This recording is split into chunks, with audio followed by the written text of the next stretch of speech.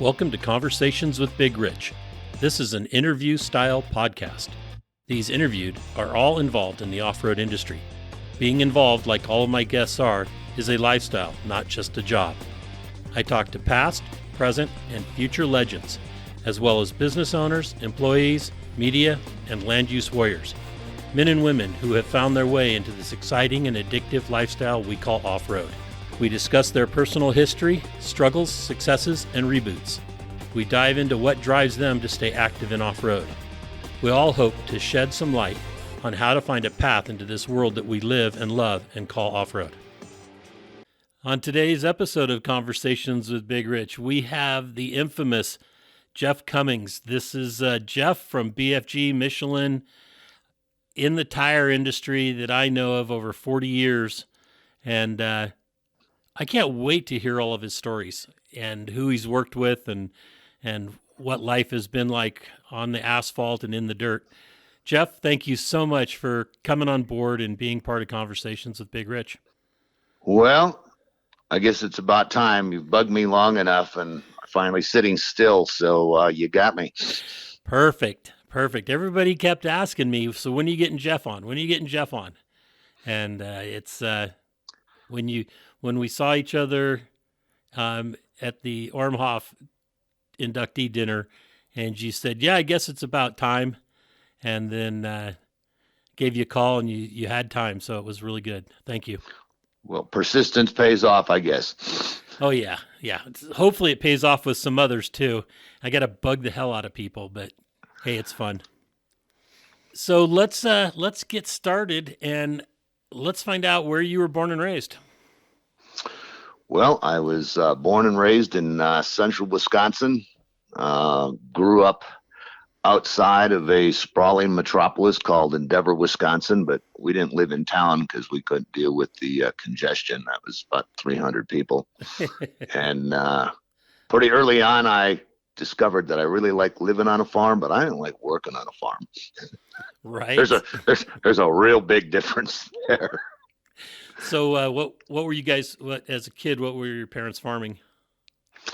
Well, my grandfather at one point in time had the second largest poultry operation in the country. Wow. I remember as a kid on vacation one year going to the LA farmers market and seeing poultry that had come out of my grandfather's operation. So we had a little bit of everything. My other grandfather would have probably qualified as farmer in the Dell because there was everything from sheep to pigs to goats to cows to you name it. He had it and raised it. So, but man, what an awful lot of work. And what age did you start helping or having chores at the farm? Oh man, probably about as early as I can remember. My father kind of had this "you're eating, you're working" sort of approach to things. So, well, that's good. I mean, we could probably use more of that nowadays. That as much as I hated it then, it was absolutely invaluable. Because you're right. If the world operated on the you want to eat, you ought to be doing some work, and there's a lot of different scales of work, but doing something productive with your time is that was a pretty important lesson, and from the entire family. And my mother likes to joke about the fact that my father built a gas station due to the fact that it was pretty apparent that farming wasn't going to be my calling, but decided, okay, well, I'm going to build this gas station and that'll keep him busy about 18 hours a day working there. So, and, from that point on, I was, the beauty of growing up living on a farm is you got to drive stuff at a really early age. Right. With the programs that I've been doing for quite a number of years at work, I'm dumbfounded by the folks that have no idea why there's 3 pedals in a vehicle. And I'm not exactly certain, but I believe between me and my next youngest brother, we learned how to drive a manual transmission at ages 7 and 8. Although it was a pretty easy deal because it was a 49 F100 with a granny gear. So it was pretty easy to learn that clutch operation at a pretty early age. And living on a farm, as long as you could drive something from point A to point B and get it hooked up to a trailer properly, you got to drive stuff. So that was pretty cool. Did got, you? got got me started dealing with that sort of stuff. Yeah. So I know some people that had grown up on farms, and like one, she had a chicken as a pet when she was younger. And even though they raised chickens, I don't think it was a big operation, but she won't eat chicken. Is there anything off the farm you won't eat? Absolutely not. Perfect. You didn't name any of them, right? We had, I wasn't big into the cattle end of things, as my younger siblings were. And I recall getting this lecture, me and my two younger brothers, as we were about to have our first meal from my little sister's prize heifer. And around the dinner table, it was, you clowns don't say anything about what we're about to eat. And I don't know, about halfway through dinner that night, my little sister says, "Wow, Clementine is really good." And my mother was like, "Oh my God, my baby is like the rest of this brood that I've got here." So a lot of things got named. There was a reason they were being raised.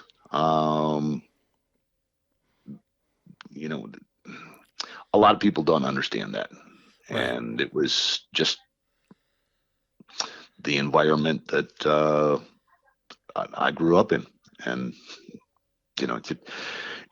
it doesn't mean that you're going to have any less respect for that animal or treat that animal any more poorly. I mean, I watched my little sister feed that animal out of her hand for a while, but time was come. Yep. We raised you to eat you. Yep. There you go. That's another good life lesson.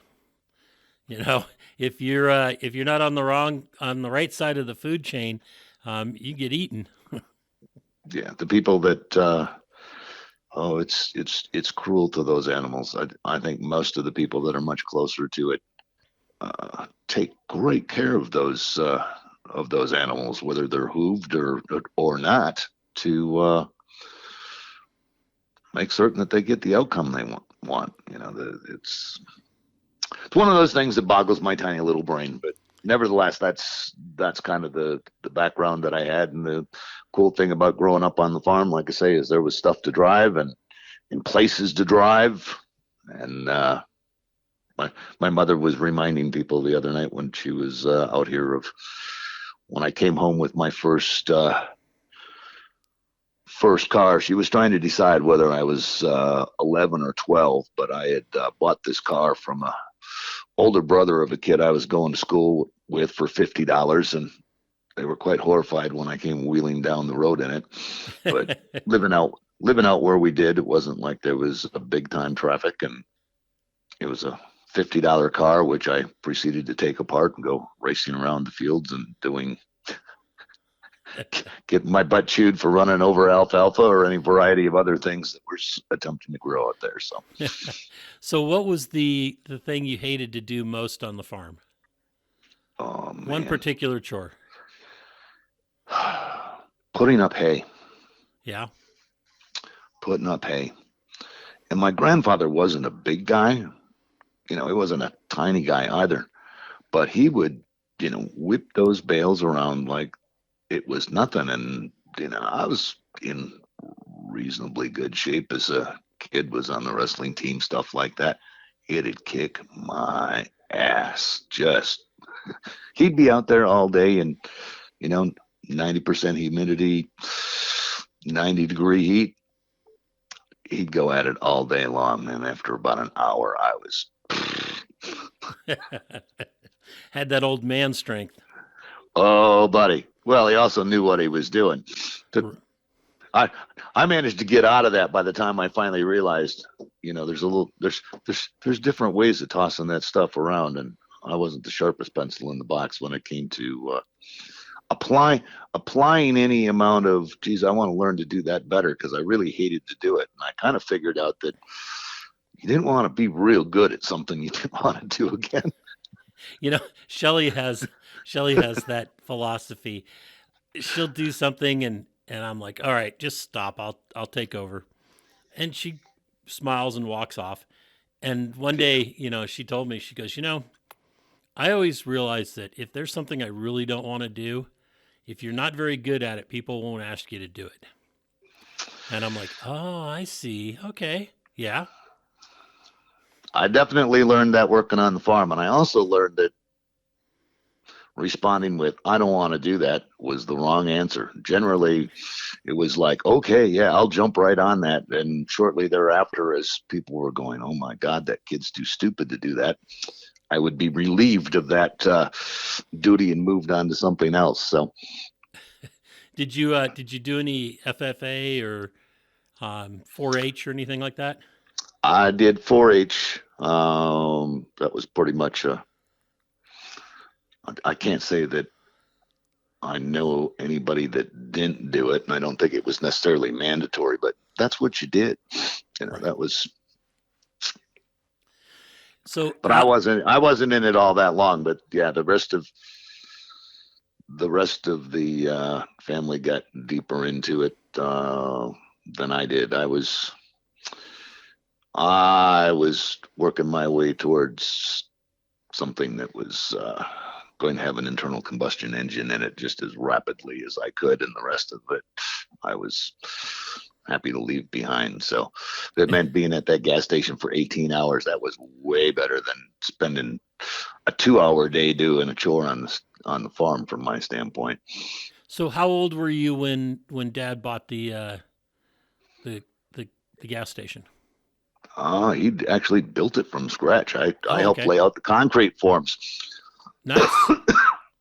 I think that started when I was maybe 12 and up and running by the time, I think before I turned 13.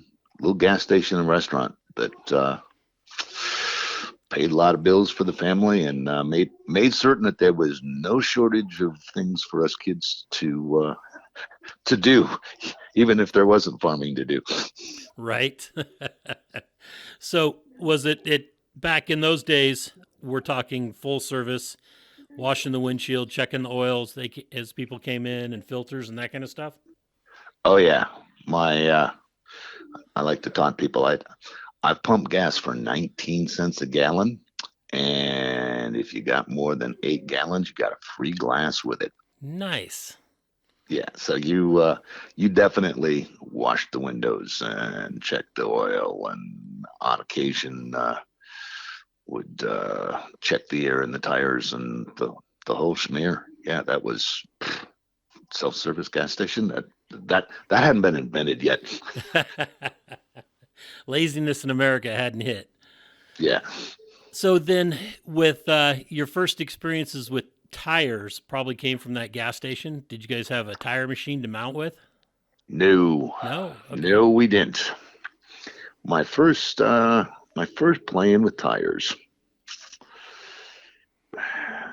It wasn't like we had a real racetrack around, but there was what we called the river road was where you would go out to demonstrate however much horsepower you had, and we like to keep track of that sort of thing. So it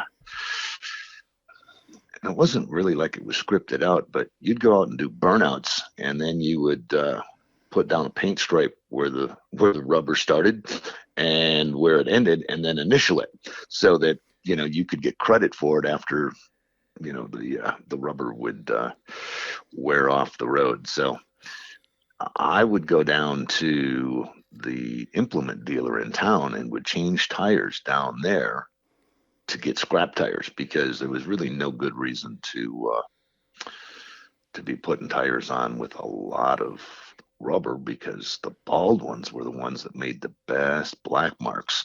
Right. And the things that made the best black marks, which I started learning a little bit more about tires, is there were big sod farms in the area, and they ran on these sod farms with basically slicks so that they weren't tearing up the turf, but they were all recaps. And oh, buddy, did those make nice black marks. But the problem is you're doing burnouts with those, you would get them a little too warm and they would come apart. So I started realizing that there were some differences in tires from that standpoint pretty early on. But that was kind of my initial, there was a couple things. Which tires made the best black marks? And which tires did I have the toughest time getting myself stuck out running around in the fields? Because the whole array of first vehicles that I had, I fell into Volkswagen bugs because they were easy to work on. They were pretty lightweight, and you could rip the fenders off of them and put just about however big a snow tires you could find. So there were tires that were harder to get stuck with, and there were tires that made better black marks on the asphalt. So those were the two real differentiating things from my standpoint early on. Right. The bugs, it's amazing. I was just talking to Marty Fioca, and his start was in Volkswagen bugs, as was mine. There was really no plan there. The kids at the next farm over, where I was the oldest, the guys that were my age were the youngest and had 4 older brothers. So those guys were all car guys, and they had a very dim view of Volkswagens. But to help out their brothers, they were constantly trying to build things that would compete with the Volkswagens that we would run around. Oh my Lord, they built some Mr. Toad's wild rides. They at one point in time they had it's a small block Chevy with a 2-speed power glide automatic transmission and a drive shaft that was probably 6 inches long with a bench seat right over the rear axle. And it's amazing that nobody lost a leg riding in that thing, because it would, doing things like balancing. This was all welded up in the repair shop on the farm. It wasn't like it was sent out and put on a lathe. So we managed not to kill one another, but even when they did finally get it dialed in, the radiator would load up with the grass and stuff and overheat. And then they decided to build them a couple of core of air contraptions, which also couldn't quite hang with the Beetles or what was left of the Beetles. Mostly I'd stripped the bodies off of them and got a big lesson. I was maybe 14 by that point in time. I was starting to build roll cages. Decided, I'm really going to haul ass with these things. So starting to build roll cages, and the first time that I rolled one and I got myself pinned into the what was left of the erector set, and my dad, who was always good about teaching me things, mostly after the fact, pointed out, if you're going to be stupid, let's be stupid. Yeah, that was kind of, it would save him a lot of explanation time up front of just making a point. And that was when I learned that you're an idiot. You can't weld galvanized pipe. Oh, well, I kind of did. Yeah. Yeah, you made sparks, and there's a difference between making sparks and welding. So that was kind of one of those life lessons. I hadn't progressed to where I even knew there was something like chrome moly out there, but and it kind of made me think, welding is one of those things left to people that are a little brighter than me, because I'm pretty fearless when it comes to jumping into things like that. But I've also learned a few lessons, as one of my coworkers many, many years ago while we were laying out in the desert, and I was attempting to get us moving again. Reminded me of the fact of just because you have tools doesn't mean you're a mechanic. Yeah, for real. And I let him know at that point in time that, well, I'll either turn into a mechanic or you're going to turn into a marathon hiker. So hand me this. Exactly. So then when you were in school, and did you drive to school? Was school close by? Did you have to bus or? Oh, well, grade school was what, 4 miles away. So yeah, we were bussing, and then when we went junior high and high school, we went a long ways away. That was like 9 miles away. We went to the big city then. That was Portage, Wisconsin, which was, I don't know, at the time, 8,000 people. And, by the time I got my driver's license, which was, I don't know, probably 18 hours after I turned 16, um, I would drive to school because we weren't required to stay at school the entire day at that point in time. They had this experimental. We were young adults and we could be responsible for managing our own time. So you only had to be in school when you had class. And not wanting to dedicate my life to any more academic time than necessary, I would go to class, and then I would one of two things: go out to get involved in some sort of mischief, but more times than not, jump in and come home and go to work at the gas station, because you could either be working and making money, or you could be screwing off and wasting money. So you kind of had to keep those things in balance. And by the time I got to be that age, my parents had already ruined me and instilled a little work ethic in me. So And then, so the gas station, high school. yeah, I got out of high school by being great in auto shop. Nice. It was I, first off, none of the teachers wanted me back for any more semesters than necessary, and it was amazing by doing a tune-up or a brake job or any variety of things on teachers' vehicles to make certain that you got a passing grade and moved on, So rather than hanging around. nice, nice. And did you? Frustrated my mother something fierce. It's like, if you're smart enough to figure that out, you could just go to class and get good grades. And I was like, Mom, really? So my grandfather, he had some words of wisdom to me one time, and he said, if you can't dazzle them with brilliance, baffle them with bullshit.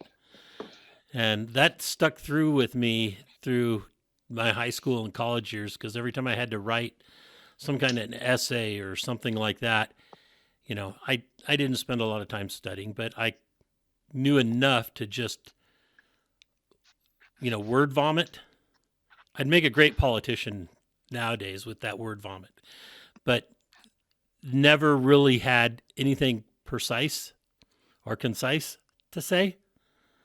And it got me through that, and being the photographer on your book. Yeah, I would be a no-show anytime that I was supposed to be up in front of class talking to anybody. I hated that. That was not one of those things that was ever going to happen. But I had figured out the system and made my mother so mad. She's like, wouldn't hurt you to actually get your grades up every once in a while. And I actually got on honor roll for one semester just to sort of make her happy, and went right back to my old ways. I said, you get the same credit for a D as you get for an A. So if you got like 4 credits for an A, that would make sense. But Right. you don't. And all I need is X number of credits to get out of here. and that's the mission that I am on.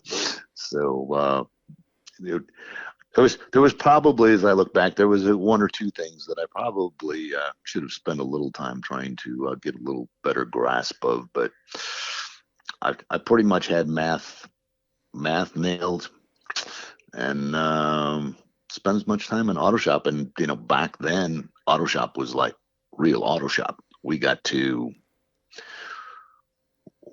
take things apart, and we were expected to put them back together. And Working wise, yeah. yeah, What a it was. concept. I, I I could go off for days on my view of the educational system and what they try and teach people that may or may not allow them to efficiently feed themselves. But it wasn't like I was going to a high school that was a trade school, but we had a industrial drafting and woodworking to where the guys, by the time their senior year, they were out framing up houses for high school stuff. So, it's certainly different times, and as I look back, very fortunate to have those kind of opportunities to really learn. And when I got out of high school, which I was so happy to do, that was suggested that I should maybe go into some kind of advanced level of education. I thought, people got to be kidding me. But I went to school, got an associate degree in automotive technology. Perfect. Basically going to have a piece of paper that said you are a mechanic, and had a great time doing that. Here again, got to learn a lot of stuff. And as I look back, well, I haven't been trying to feed myself twisting wrenches, and good Lord, getting close to 50 years at this point in time. The things that I learned have served me very well, particularly the suspension things that I learned and the basic understanding to go into the other things that became very important from a tire standpoint. And it was kind of during that point in time that I sort of came out of my shell, because they were trying to get somebody to be on the technical college student senate from the industrial group, and nobody wanted to do it. One of my instructors said, "Well, I think you should run for it." And I go, "I don't want to run for it." Well, I ended up getting elected to the college student senate, and that was an eye opener, because the other campus was all of the, I guess in today's view, I would call them the liberal arts students, but they were not the people that were learning to weld and be diesel mechanics and things of that nature.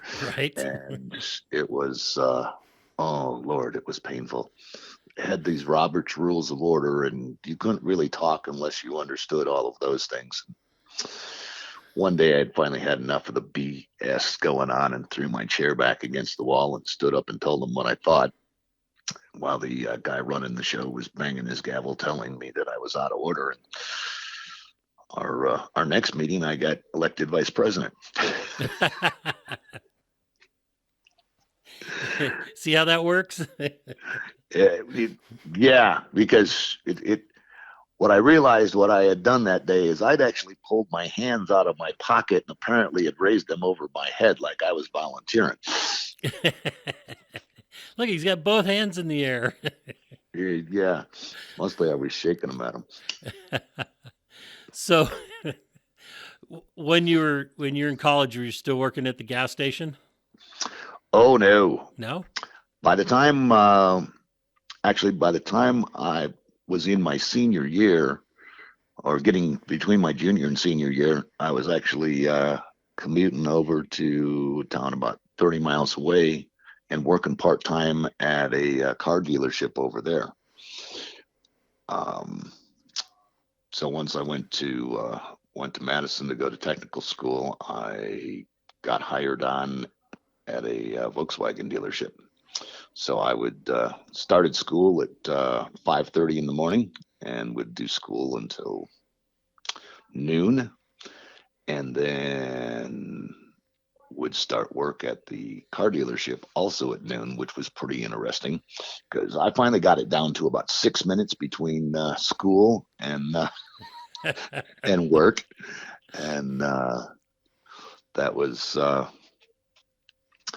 pretty enlightening. There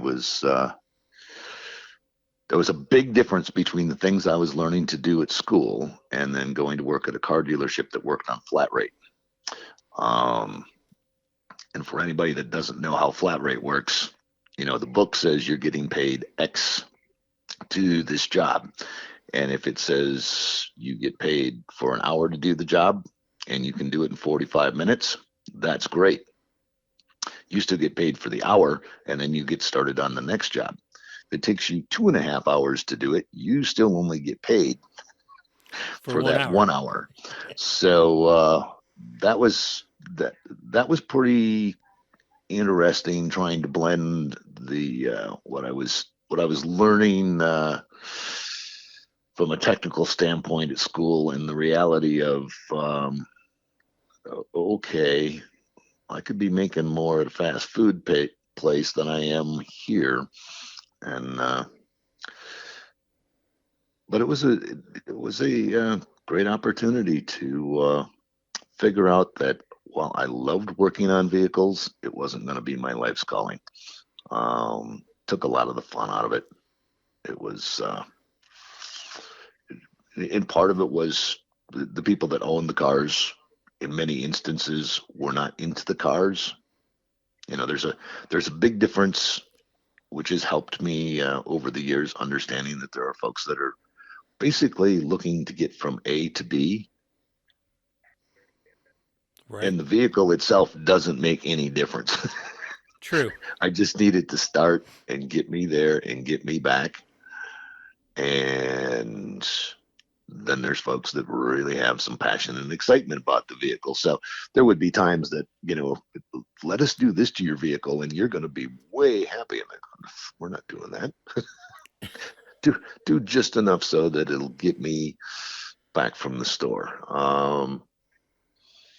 Which is also something that I've kind of carried with me because my view of the tire industry is kind of followed that same path. I have been very fortunate from the standpoint of the tires that I have dealt with over the years.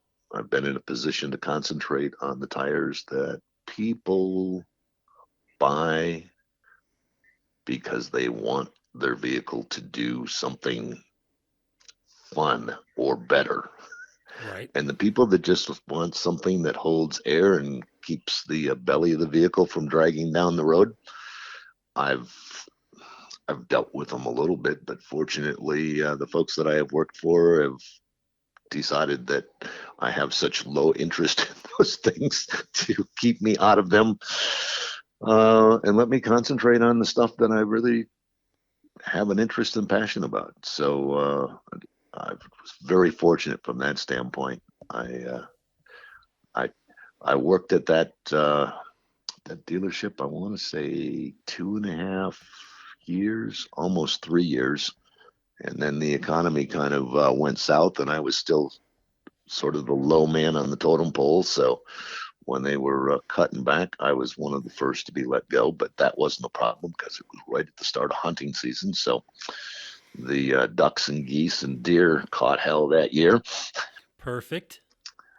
And about the time that was winding down, it was suggested that I maybe should find myself a real job. And out of all of the unusual things, I ended up going to work for the Wisconsin State Patrol.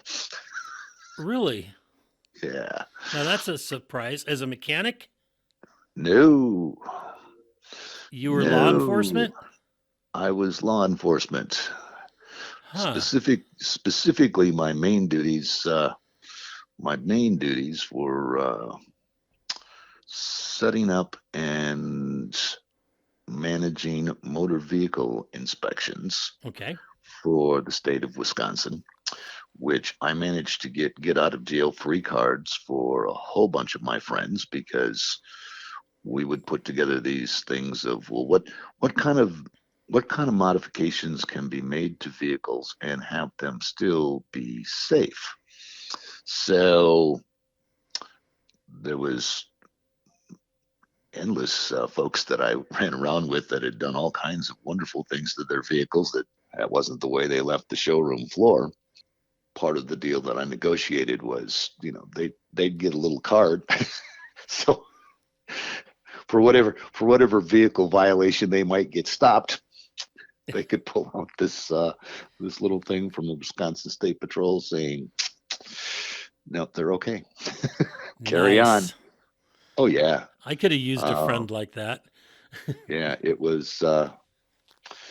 I I unfortunately kind of fell out of favor with the colonel fairly early on, because when I went through things, they had asked me about my driving record, which I do to this day remember. I told them, I said, "Well, it's not too good." And they went, "Okay." And I'd been there, I think, 2 months, where I came in, and I could tell when I came into the district that morning to sign in and get my car that something was up. Yeah. And the and, and my captain was standing out in the hall, which had this look of, "Oh man, you are making my life miserable," and says, "Come on in." And the colonel was sitting behind his desk, and they had that old computer paper that had all the dots in it that would, print things out. He had this whole big stack of paper in front of him, and he's flipping over it, and he's kind of looking over his glasses at me and flipping it over, and then I won't say exactly what he said, but something to the effect of, "You said your driving record was not too good." That was an understatement. There's not an employee in the entire state of Wisconsin that has a driving record that could rival what you have racked up. So I was kind of public enemy number one from the top at that point in time. Fortunately, my captain, um, out of one of the vehicles that he had, was an old Volkswagen Beetle. So I used to go work on that for him, and we would go out and tip a few, and had a great time with him. But I pretty much figured out within a year that law enforcement probably wasn't really my calling. Although I learned some very valuable things there. I remember the one instructor when he chucked a shell into the pump shotgun. He goes, "That's a pretty distinctive sound." Oh, yeah. He goes, "The criminal is still moving after you hear that sound. You better be ready to use this, because criminals are born knowing what that sound is." Yeah. And I also learned the importance of seatbelts, because when we were doing the driving instruction stuff, we had big old Plymouth vinyl bench seats, and you'd go out with the driving instructor, and no seat belts on, and you'd kind of roll out onto the little course that they had set up, and the instructor would like to spike the brakes, which would bounce you off of that dash like you've been thrown off down a flight of stairs. And said, that wouldn't happen if you had your seatbelt on. And the next thing I learned about seatbelts was, when it came time to go out and drive, if you were belted in, you could actually concentrate on what you were doing with your hands driving, because you were held behind the wheel and held in front of the pedals. And we got a chance to play with that enough to, if you didn't figure that out in the first hour, there was really no hope for you. And then, of course, they gave us the really important thing to encourage people to wear seatbelts. Is, when you go to write up an accident, you don't have to be looking for the bodies. So Right. it was probably rather grim, but those are the things that I still to this day remember from the training that I went through. Lessons that stuck with me. That's awesome.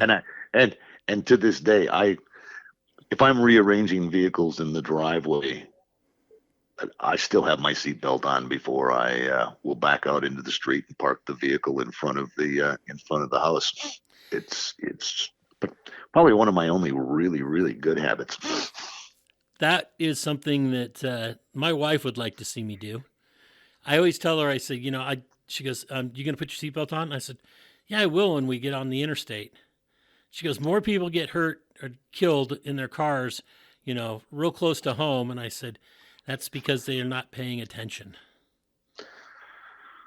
And all of that is entirely true, but it's literally it's just one of those things that I do. No, that's Like I say, perfect. That's great. maybe my only good habit. And I learned it there, so it wasn't one of those things that I didn't get out of there. And I got into the tire business then quite by accident. I had stopped at this gas station and was harassing one of the guys that I'd gone to school with, which was sort of like the second assistant manager there, and the guy that owned the place, besides yelling at me for parking out in front where customers should be parking instead of having a state patrol vehicle there, said, I want you to run my tire store. And I kind of laughed at him and said, yeah, right. And he goes, no, I'm serious. I want you to run my tire store. And I said, you don't have a tire store. He goes, no, but I'm going to. And I want you, because I'll even take you out to dinner. And I thought, ooh, free food. So about 3 days later, I went to dinner with him, and he laid out his grand plan of starting this tire store from scratch in an abandoned car dealership, this huge building. And I turned in my resignation papers, and I got into the tire business. It was pretty interesting. I had by that point in time, I had moved on from knowing that there was tires that I wouldn't get stuck out in the field and tires that made good black marks. There were tires that were wide and fat and cool, and there were skinny, boring ass tires. I hadn't really progressed to where I knew that there were radial and bias belted and all of those things. But I went to work for that guy for $50 a week plus commission. And it was a one-man show. I sold the tires. I mounted the tires. I had a wrecker there, so if I got a wrecker call, I would lock the door and go out and pull the vehicle to wherever it needed to go. And I was pretty skinny back then, because I think I made nothing more than $50 a week for the first 3 months that I was working there. and my rent was like $200 a month. So I was getting to the point where I was having to sell stuff just to feed myself.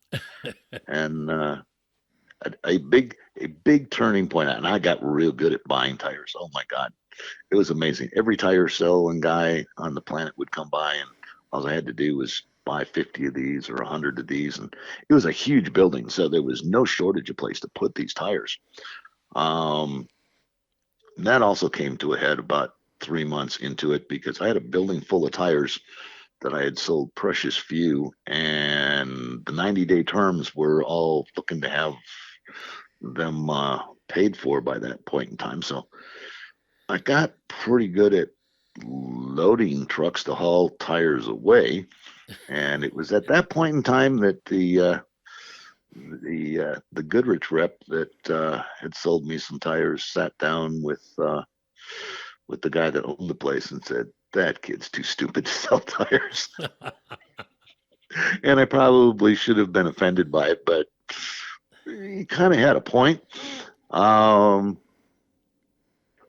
I was really questioning how much longer I was really wanting to do that. But he introduced the owner. He goes, Goodrich has got this training program, and maybe we can teach him a little something. And I got involved in that, and they sent me to Chicago. The Goodrich had company-owned stores at that point in time, and spent a week working at an honest to goodness real tire store that was doing big business, which would have been really helpful if I'd done that before I'd ever unlocked the door the first day.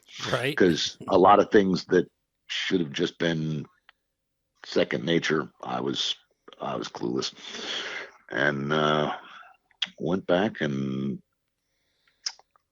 started selling some tires, and I figured out that I really wasn't interested in the normal end of the tire business, but the big fat stuff, that was fun. That's what all my buddies were into. And none of the normal tire stores at that point in time, the industry's changed so much. Um, but you'd go into a tire store with an aluminum wheel and they would just about run you off, let you know, well, we're not responsible for anything to do with working on that sort of stuff. And that kind of became my niche. I wanted to work on that sort of stuff. I chased a lot of the rest of the business that I probably should have had. I remember the Goodyear guy telling the owner, he goes, you're missing out on 90% of the business out there. You're selling all these things that we don't know even what people are doing with them, but why aren't you buying any of the rest of that? Well, I didn't want to deal with the rest of that. And we would do whatever it took to get a set of wheels and tires to fit your vehicle. And it's funny. One of the guys, my roommate, after a while worked there at the shop, and he still kind of laughs. He goes, it's hard to believe that we didn't end up in jail for the things that we would do, because if you wanted to put that set on, we would move molecules to make them fit. And I had a couple buddies that were in the body shop business, and folks that had nicer vehicles. That's like, well, we can grind and cut this, but this is pretty nice. You might want to get a little nip and tuck from a real body shop to help this. So I kept my buddies in the body shop business fairly busy. At that point in time, the 70s Chevy trucks with the squared off fenders were a real fitment problem, because the fenders curled underneath and ate up all of the room that should have allowed you to have a good turning radius. And so they got real proficient at doing section cuts in them and opening it up enough so you could put like 3 sizes bigger tires on without any rubbing issues. And that really kind of became my deal. And I had spent just a little bit of time getting to know some of the folks at the main office down in Chicago. And Goodrich at that point in time was getting involved in a variety of motorsports. They were doing road racing stuff not far from me at Road America. So if I'd go up to Road America, I could change tires for 3 days and generally walk away with a couple of free T-shirts and a jacket, maybe even a hat. Nice. And so I was kind of scab labor for those kind of things. Here again, got to start meeting some folks in the company, spending time with the engineers, going over the pit wall with the pad of paper to write down the temperatures when they were out there with the pyrometers, trying to help teams with the setup. So I got exposed to a lot of things that really fascinated me like that pretty early on, that didn't necessarily always relate to running that store. But you don't necessarily need to be Einstein, but if you know a little more than anybody else around, you'll start attracting the folks that got questions, or at the very least, it's kind of like being the tallest elf. You're still not very tall, but so that end of the business appealed to me greatly, and the other part of it didn't. And I by the time I'd been there a year and a half, I had 26 people working for me. Because I had figured out how to run some pretty successful promotions, and my ability to sell tires and wheel packages and fill the service department, because as I brought people in, we had the facility to do it. By that point in time, we were doing engines and transmissions and you name it. We were full service. I was a horrible manager. Oh my God. I can't believe somebody didn't kill me. Probably should have. And that was when the guy that owned it decided that he was going to come over and we were going to be co-managers. And he was kind of a grumpy old guy. I think he was maybe 40. Geez, I know nobody who's a grumpy old guy. Yeah. Yeah. He was maybe 40. And he was a pretty good guy, but he was not as passionate about getting out of bed early in the morning as I was. And he would, on a pretty regular basis, show up well after we had opened. And we used to have some spectacular battles out in the shop when he'd come strolling in. And I, thinking that we were co-managers, didn't quite equate with the employee-employer deal with light into him. If you're going to work here, you're going to get your ass out of bed and show up when everybody else does. And so I got fired on a pretty regular basis. That'd last for an hour or two until somebody came in and was looking for something that he had no idea what they were talking about. I was busily packing up things that I had stashed in various corners of the place. And I'd go talk to him, but I don't work here anymore. And we'd have amends, and I'd go back and sell something, and he would look at me sort of astonished of, I don't know how you managed to do that. But I finally got fired for good. After I'd gone on vacation, I came back and business had been horrible while I was away, which I kind of expected. Was I had a huge sale right before I left, and figured, well, that way I got all my customers taken care of.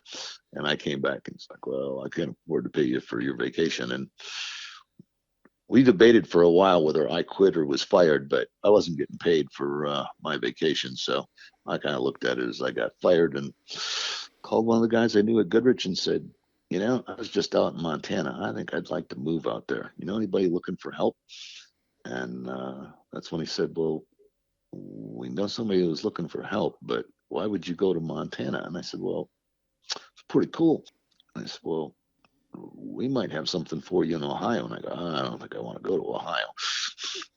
I said, well, nothing's done, and we'd like to put you on the list. And I said, well, okay. If you wanted me on the list, why didn't you? Well, we couldn't tell you this when you were working for one of our customers. So I said, well, how long is this going to be before you decide? And they went, well, might be a few months. I went, well, I'll go to work for this guy. I'm pretty certain. They went, no, you don't understand. You can't go to work for another tire dealer. So I went to work in a body shop. And about a week after I went to work there, they determined that giving me a piece of worn out sandpaper and a broom was really where my talents lied. Although I built a paint booth big enough to pull a tractor trailer in. Nice. Yeah, it had the biggest box of bolts. That box of bolts had probably filled 3/4 of my office. So I built that during the time that I was there. Went to Akron, Ohio in a borrowed suit from my dad because my mother was insistent, this is a big company. They'll want you in a suit. I said, no, I've met these guys. None of them ever wear suits. Well, I was meeting them at the track doing events. That was the land of 3-piece suits and ties and shiny wingtips. So mom's advice was good. Managed to get through the interviews and actually only lasted about 3 months at the headquarters office because even then they determined that my office skills were not great. I needed to be out doing things. And I did everything we started doing everything from car shows to road racing stuff. Goodrich had gotten started in off-road racing at that point in time. So, that you'd go out with the sales guys during the week talking about tires during the week, and come Friday morning, you were jumping in the car or the van or jumping on an airplane and heading off to an event. And it was a 7-day-a-week deal. I got good at putting up tents and any variety of things. I had one boss who said, you do some things that really irritate folks around here, but as long as I don't catch you sitting still, I can cover up any of your ills. So, which was like getting handed both ends of the rope. And we had the access that we had to the tire engineers and designers and the chemistry guys doing the compounding, and the whole facility there was pretty fascinating. And when you weren't out doing something, you could walk down the hall, get on the elevator, go go down to the basement to watch. The first time I watched high speed testing was me and a couple of the other guys. One that I know that you've crossed paths with Richard Winchester. Absolutely. And Richard and I and another guy that we worked with are down there, and we'd all had similar misspent youth of cars that we drove way faster than we should have. And we're watching this tire as they're increasing the speed, and they're increasing the speed, and the tire starts deforming. And they keep wicking it up, and pretty soon with the strobe light, the tire, instead of looking round, looked more the shape of a stop sign. And they're monitoring the temperatures on the sidewall and the tread. And there's all kinds of fascinating things going on. And we're looking at this, and it was kind of one of those moments we looked at one another going, holy crap. Because we had all experienced trying to balance tires on our various vehicles of Go Fast. I had this big black Cyclone GT that I swear to God, I couldn't keep the thing on the road much over 140 miles an hour because it would shake so violently. And now you knew why. now I knew why.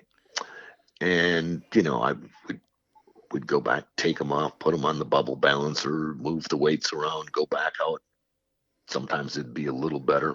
But the fact that the tire didn't have the integrity to stay round, so the part that was flat against the ground was still flat when it came back around. And when it hit the pavement, that would cause what they call standing wave. And you'd watch these little shock waves go up the sidewall. The tread area of a tire is the part where heat's generated, and the sidewall of a tire is where tires vent the heat out. They're kind of like an air-cooled engine from that standpoint. When you start getting that standing wave going up the sidewall now becomes a heat generating part of the tire as well.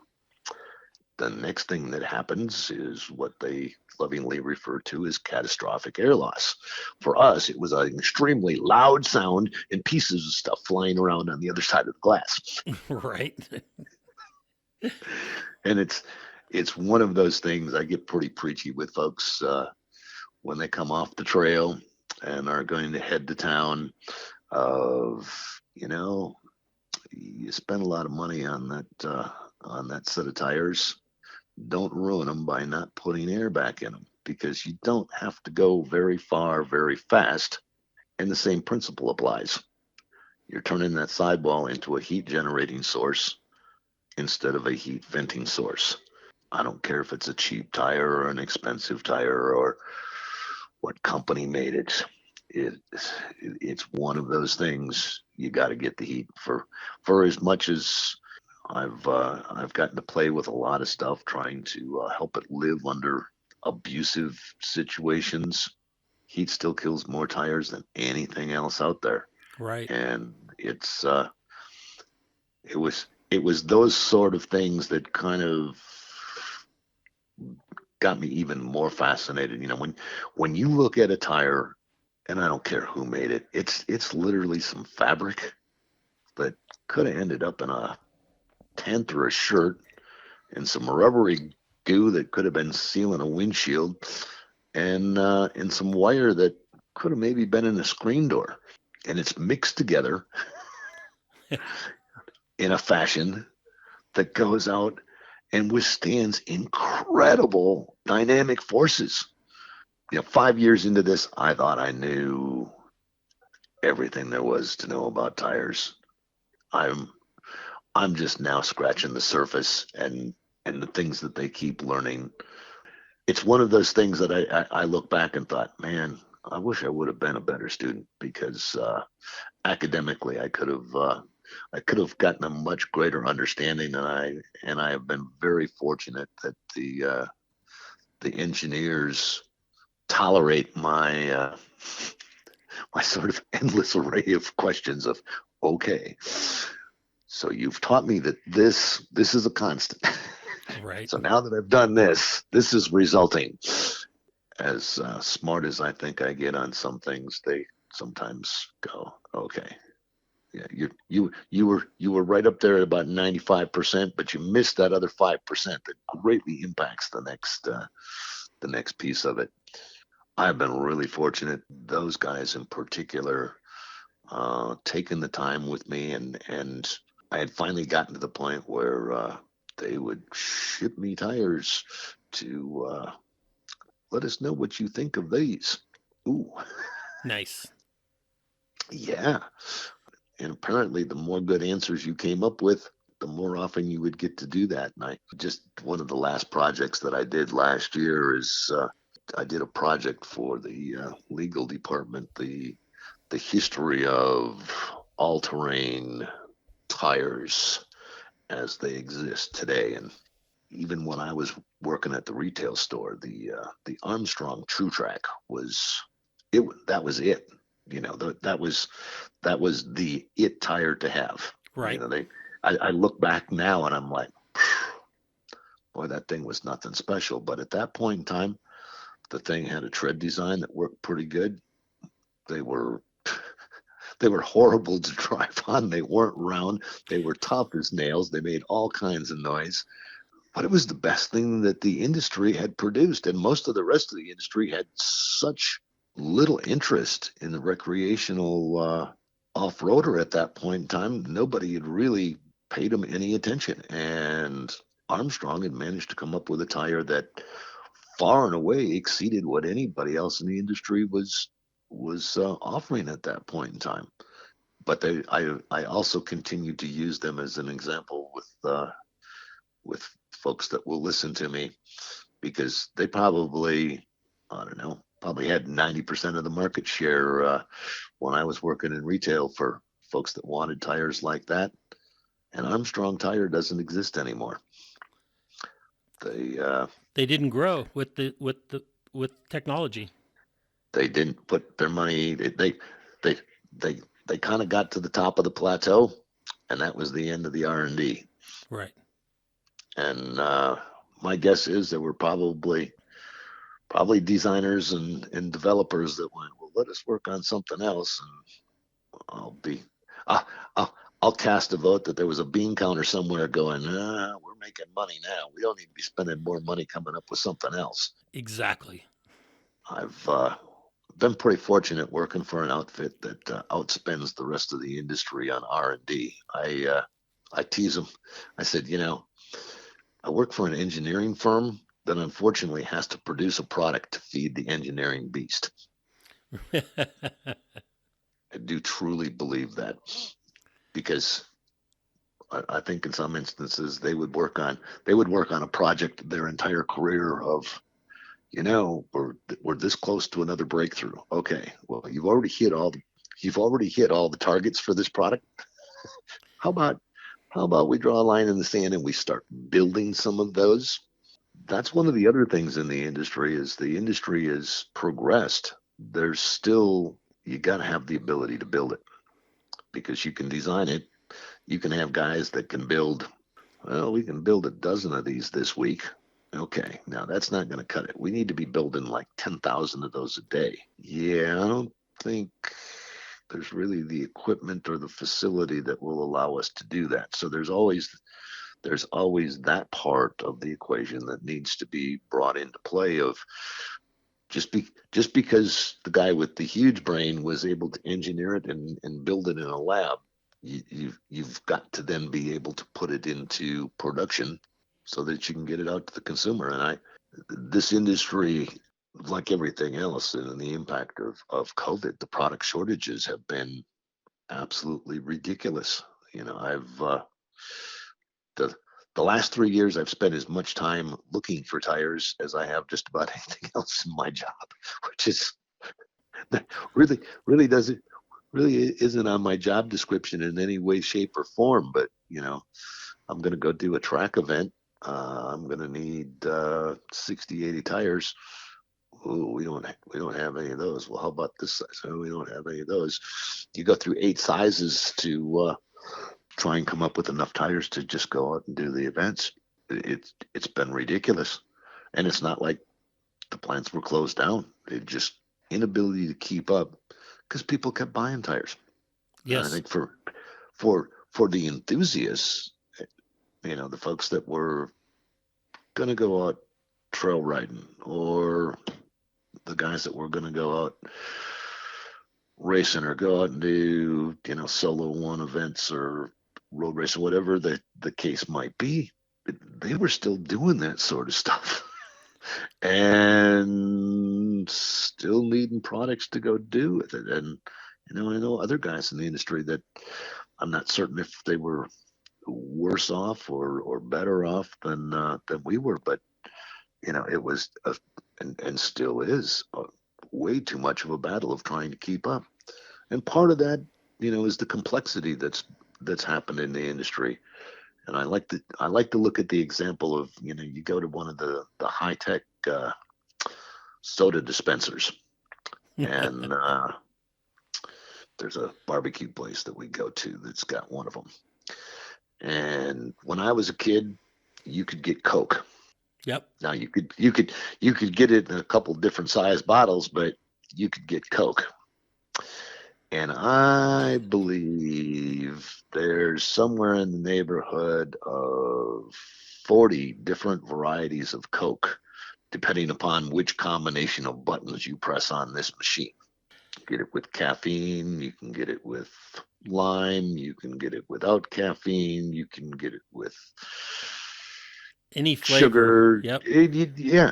So the complexity there, when the first Goodrich radial all-terrain that I sold, and for the first almost 2 years that Goodrich produced that tire, they made it in one size. It was a 12R15. So when you were building them, you were building that one size. Well, now I believe there's 73 different SKUs in just the KO2 family of tires. Wow. So while you're able to be far more specific in the fitment, instead of doing what I was doing of, well, we're going to end up cutting your fenders. You want this tire? We'll get it underneath there, but it'll involve moving some molecules. The number of different options that come into play certainly ties up plant capacity, because every time you change, you're shutting down for a shift to change molds. And, now instead of having, a few molds at the end of the line, you've got the capital investment from a tire manufacturer standpoint. And tires are certainly not inexpensive, but I can tell you from the inside, it's not the thing that if you were doing a business thesis and you said, okay, I've got $1 billion and I'm going to go out, I'm going to get involved in an industry and make a big killing. If you went into your final professor and said, I'm going to start a tire company, they'd laugh you out of the room because the margin based on the investment is there's certainly money to be made, but it's not. It's one of those things, and I'm a consumer too. I just got myself a set of 37-inch KM3s for the truck, and I get a pretty good deal, and it was still sort of breathtaking. Right. Looking at what you guys have done with that, BFG Michelin, when you guys came into the rock crawling scene, especially, is where I saw it. Is you guys really outthought and outpromoted the brands that were existing. At that point, it was TSLs and Goodyear had tires that most everybody was competing on. And you guys Yeah, came in. Wrangler MTRs. Yep. And then you guys came in and said, we're gonna do things a little differently.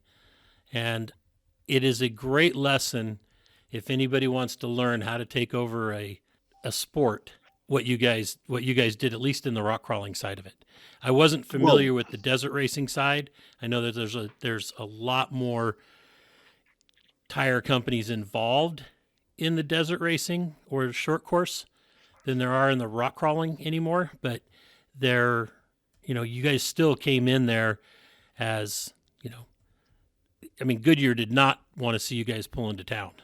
well, understand, we didn't know anything. We were dumb as a box of rocks. I mean, I got a call over Christmas holidays from the lady that was in charge of BFG light truck tires. She apparently had used up all of her vacation, so she was actually in the office, which over the Christmas holidays was probably like a ghost town, and was sitting there flipping through magazines, and called me up and said, "What do you know about rock crawling?" And I went, "Well, I think Richard's done something with that down in the southeast." I said, I went to one up in Cedar City, and was pretty pretty surprised, because people were driving up stuff that back when I was backpacking, I'm not certain I would have tried walking up this stuff, let alone driving on it. And she proceeded to let me know, well, Goodyear's winning everything there, and I want you to stop that.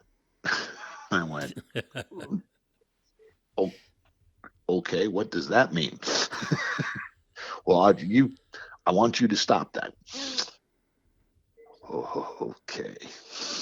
And she was pretty serious, and I'd always liked working for her. She was, one of the folks that I had a lot of respect for in the office. That she was not mincing any words.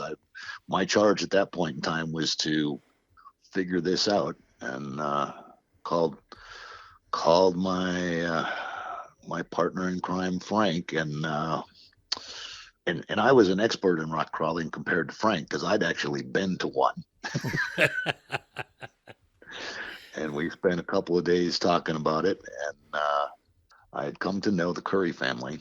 Thought, you know what, I'm gonna call Ray, see if I can get John's number, and started talking with John, and he was incredibly patient and helpful, answering questions, making recommendations. Got back with Frank, worked on a little more. Tied, like I say, John would answer more questions, and we had a guy inside that was one of the, as Lee lovingly refer to some of them as tire nerds, that was anxious to do something really special, by the name of Gary Interline, and told this lady, well, here's what we think it's going to cost us. And at that point in time, help budgets are already set for the following year, so there wasn't like we were going to get a king's ransom to go out and buy things up. But we came up with a plan to, first off, we need to develop some credibility in this arena, which means we need to get out there and meet these folks.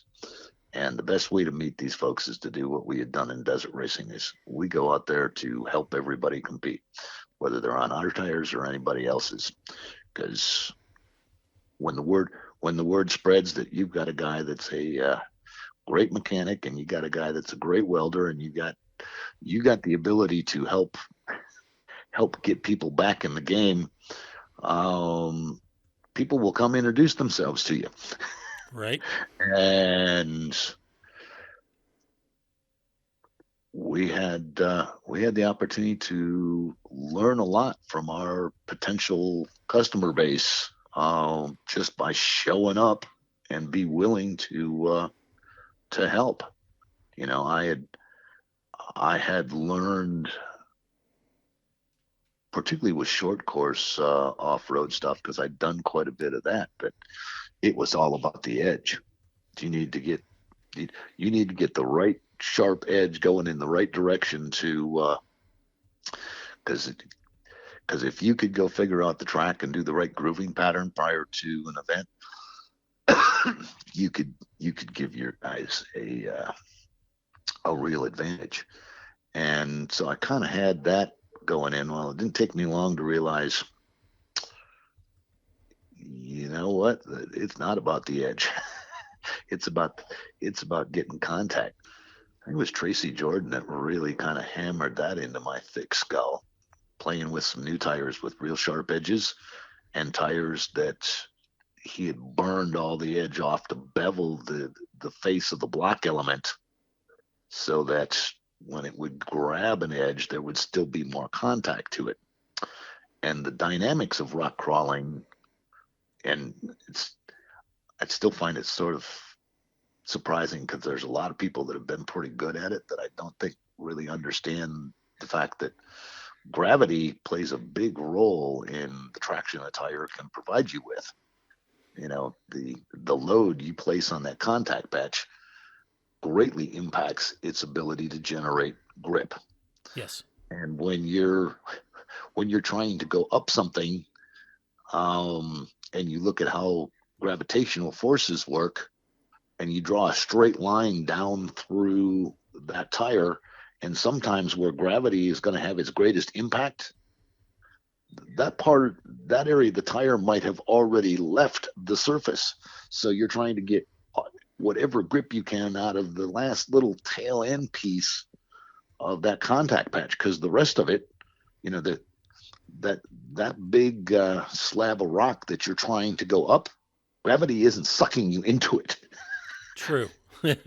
It's doing everything it can to prevent you from doing that, because you're no longer concentrating the gravitational force against the center of the contact patch.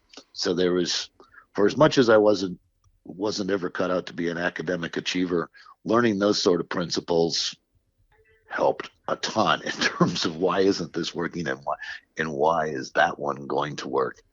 And the number of people that, you know, took our existing product that really nobody was using after we showed up were willing to give us a shot of, you know, maybe the stuff we're already making is pretty damn good at this, which it actually proved to be the case. You know, Lance Clifford and Mike Schaefer went out and won ARCA the first year on the existing mud terrain, which was both good and bad. It was one of those things where some of the folks in-house, where we were trying to get them to spend a little more money on a very limited product from a development standpoint, it's like, well, we've already got a tire that apparently we can win at.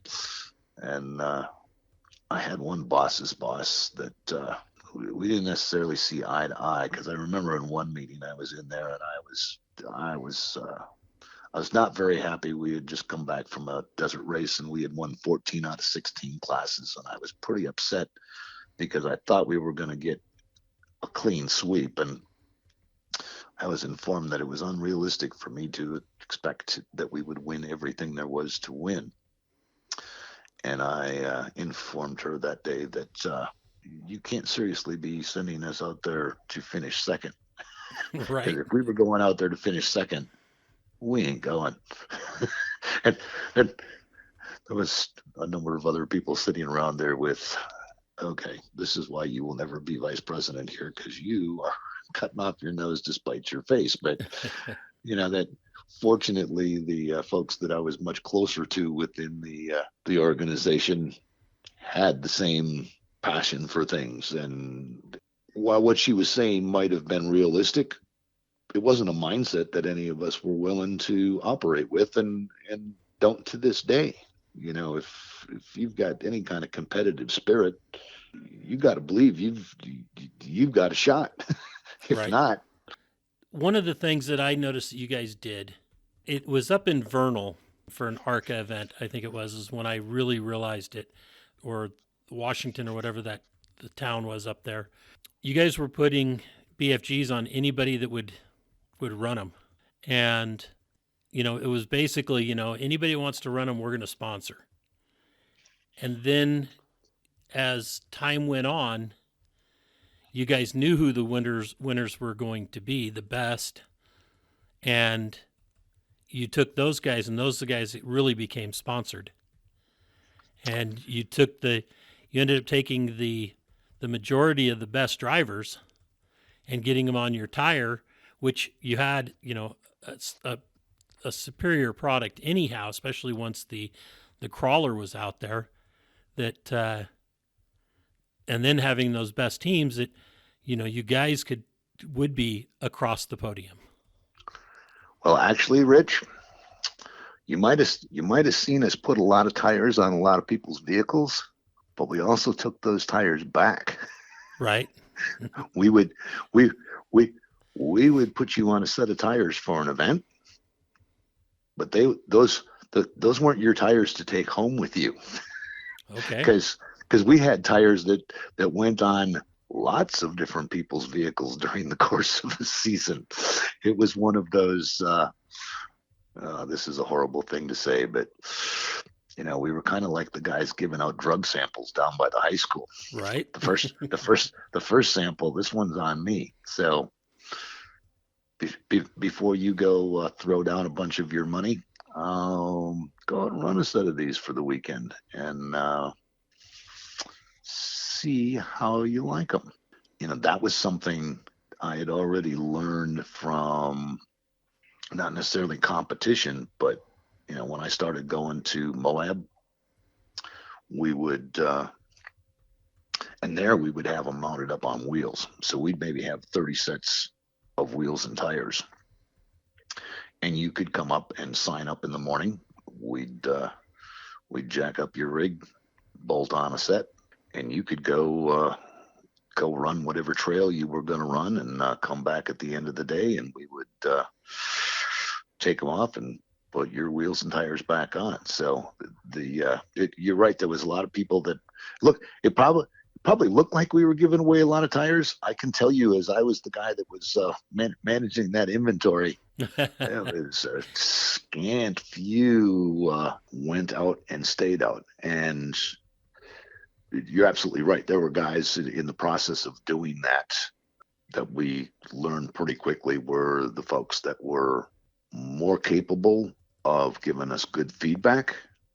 It's sad to say there were some folks that would come back and you'd start asking them, okay, well, how did they do this? How did they do that? I think they're about the same as what I was on. Okay, well, and weren't really drivers or all that into it.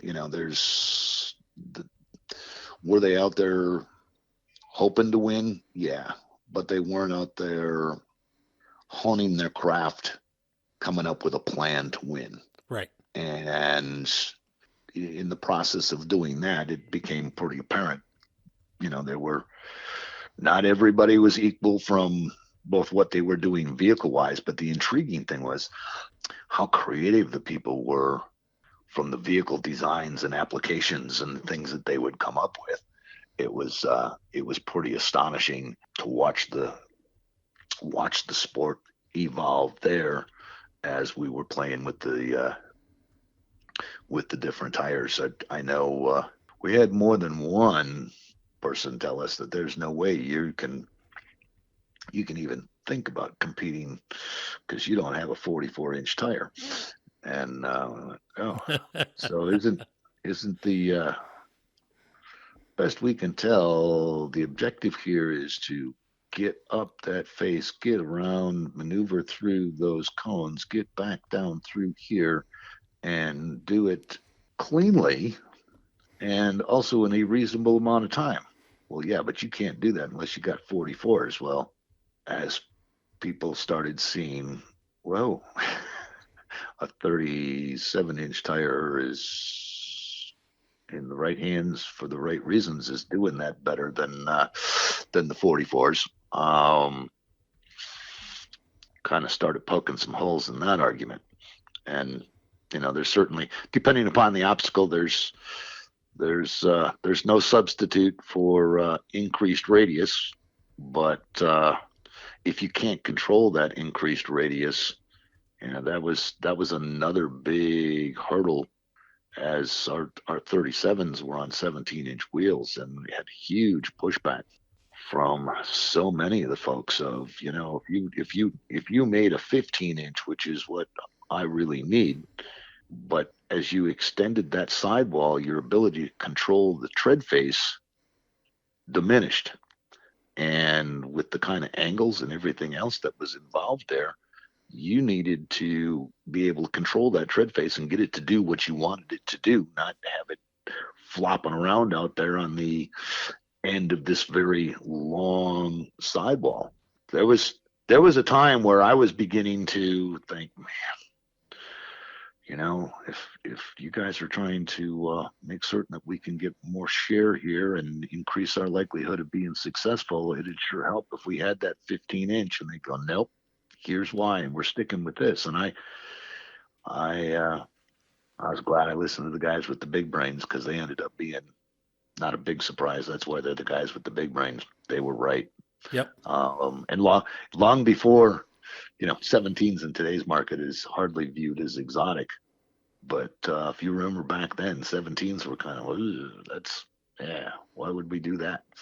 And the things that they do from a construction standpoint to allow the contact patch or the footprint of the tire, so many of the tires, and we still see it in the industry today, particularly when you're dealing with big, mud type tires. You're going to build something that's going to drive down the road. Well, you've got to create some on-center feel, so it's not like a big mush ball and it'll track somewhat true down the road. And the easiest way for most folks to do that is to use fairly long center blocks within the footprint. If you look at the progression of just the Goodrich mud terrain family, and if you set them one next to each other, the length of those block elements from the first generation to the current generation, first ones were probably 3 times the length. And that was the way they were designing the tire. And based on what we thought we knew at the time, that was a great way of doing it. But if you want to ensure even greater development capabilities of the tire, you don't want that footprint buckling and actually reducing the footprint.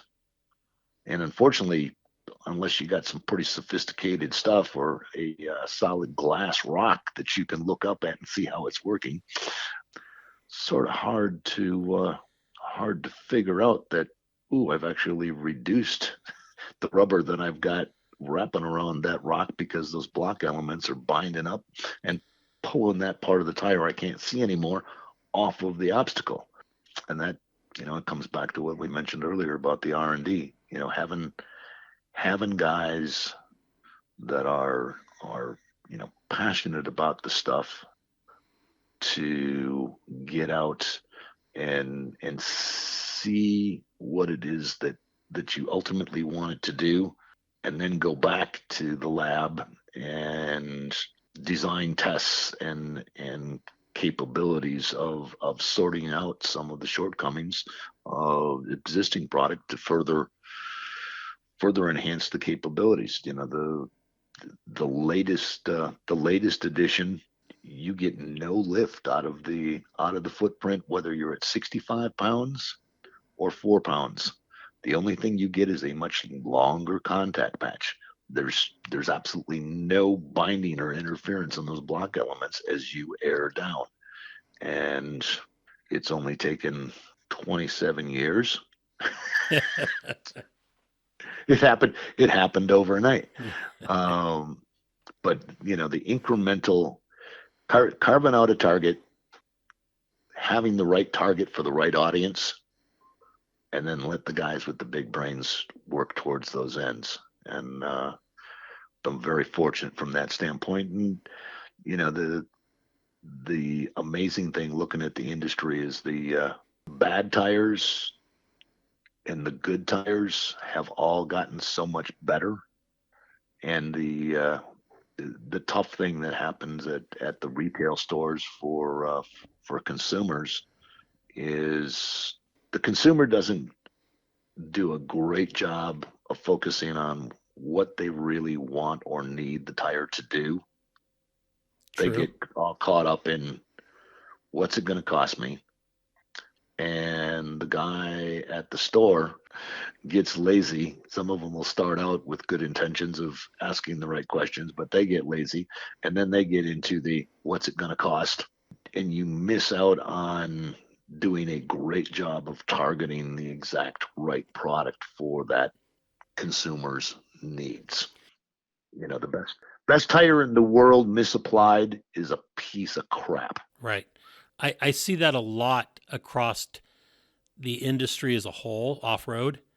I've got a lot of friends or know a lot of people that have shops, retail outlets, whether they're just, I got my start at Sears, and went through training with Michelin and BFG and Pirelli and Yokohama and all the different companies of tires that we sold. I went to training classes and learned about construction and why one tire would perform better than maybe another tire. The same holds true for suspension, steering, any product out there. And you always have, like say a lift company, you have such a variety of lifts and how to get a vehicle lifted. You've got the run of the mill lower end guy wants a mall crawler that's going to be lifted and it's never going to take it off road. Okay, so you have a low dollar entry point for that guy, and then you have 10 different product lines in between to where all of a sudden the guys at a stage 4 or 5 or whatever a company might call it, where you have all the cool stuff that'll make it perform even better. Tires are no different than that. Every tire, it's the exact. You're spot on with it. I remember a suspension engineer from a company that I was doing some stuff with, and I was being fairly critical of something that they had just come out with, and the guy said, "Wait a minute, do you understand why we built this kit the way that we built this kit?" And I go, "No, I don't, because obviously this is not working." He goes, "We built this kit so that the guy that buys it can put some of your god awful great big tires underneath their vehicle, so that when they go down to the 7-Eleven, the folks at the 7-Eleven will go, 'Wow, man, look at that. That guy is not probably going to jump a curb with right, your tires or this suspension kit.'" And I hopefully. go, "Well, yeah, because because that suspension, it's got way too much kick to it." He goes, "No, you need to understand the right product to do, and the guy that buys that lift kit that decides that he's going to go out and run up Fort Ice Creek Trail with it and have the articulation and the loading that he wants is, well, hopefully he's invested well in a winch and has some buddies that will help him get up to camp." Exactly. And one of the things that I've noticed in the tire industry is that people don't understand sticky compared to soft. Somebody will say, "Well, I've got the softest tires out there. My durometer rating is this." And I'm like, it isn't about how soft the compound is.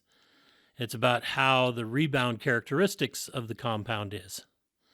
And they look at me like I'm, talking Martian or something. I give them the old thumbnail or, imprint into the tire to see how fast it fills itself back in. And then I say, okay, now compare the best tires out there on the market for competitive rock crawling or even just trail riding. And now do it with this tire that claims to be the softest tire. And what do you see? And that's one of the things that I thought you guys did a really good job at was figuring out that rebound. Yeah, how rubber compound, and that goes back to some things that I guess the first that I was getting schooled on that goes back to road racing, because all the road racing that we were doing early on was on treaded tires, and you wanted to make the things sticky. That's what, whether you're road racing or rock crawling or autocrossing, or you want to make the thing stick.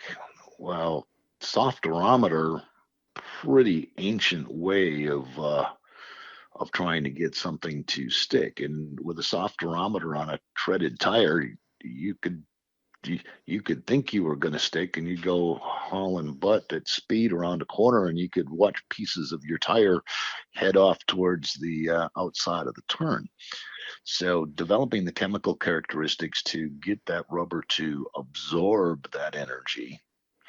And you probably remember, I used to carry around a bunch of strips of rubber from different tires, and we would take and cut sections out of them and twist them up like a pretzel. And some you twist it up like a pretzel, and as soon as you let go of one end of that strip, it would snap back like a rubber band.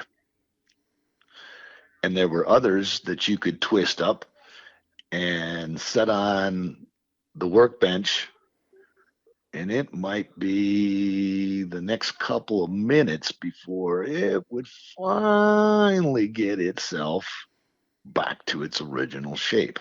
Right. So how, and you could have literally the same durometer hardness across the board in all of those, but I couldn't spell this to save my life and probably will mispronounce it, but the hysteretic properties of how the rubber compound absorbs and releases energy plays a big role there. It's one of the big challenges the industry is facing now with trying to further reduce the rolling resistance in a tire for an electric vehicle to effectively extend its range.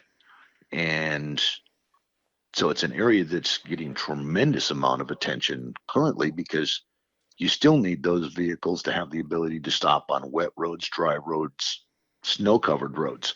So you can't take what people would think as, well, just make a rubber compound that's like a bowling ball and reduce your rolling resistance. So the ability to manage that energy effectively is a far greater thing.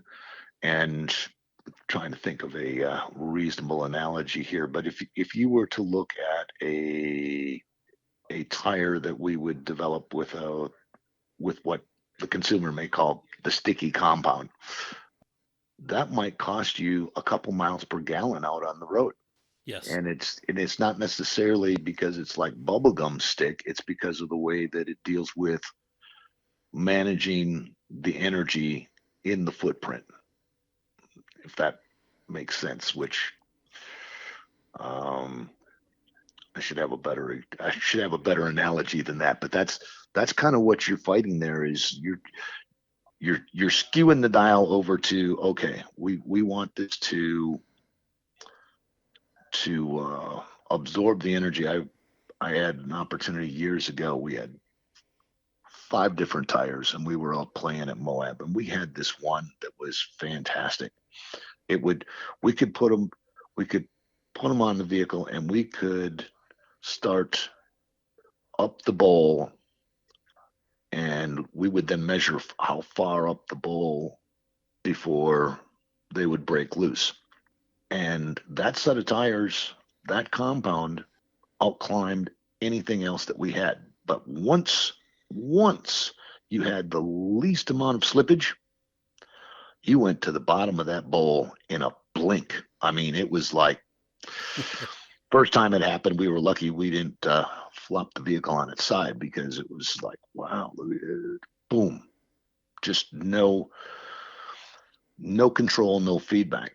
And the compound that was like third from the highest was by far the compound that everyone preferred, because you could pull it up to that point and you could just play with it. you could add a little more juice, you could take a little more juice away, you could kind of turn the wheel to try and get it to find another path up there. and all maintaining control. And that was all about the, the property of that rubber compound, not the durometer softness that allowed you to do that. Right. Um, and it's I